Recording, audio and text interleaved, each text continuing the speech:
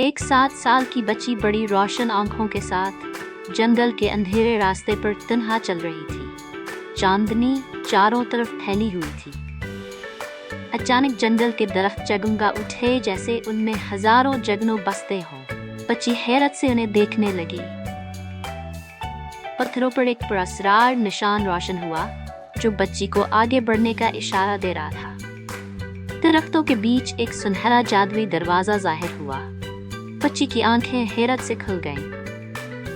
بچی نے زور لگایا مگر دروازہ نہ کھلا۔ اس نے دل سے دعا کی تو دروازہ روشنی سے جگمگا اٹھا۔ دروازے کے پیچھے ایک نیا جنگل تھا جہاں رنگ برنگے جانور اور روشن پریاں رہتی تھیں۔ اچانک سیاہ دھند نے پورے جنگل کو گھیر لیا۔ جانور اور پریاں خوفزدہ ہو گئے۔ بچی نے اپنی ننھی سی لاٹھی اٹھائی۔ اس کی روشنی اندھیرے کو پیچھے دھکیلنے لگی۔ جنگل دوبارہ روشنیوں سے بھر گیا۔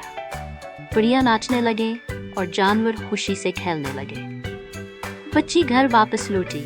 اس کے دل میں یقین تھا کہ سچائی اور ہمت سب سے بڑی طاقت ہے۔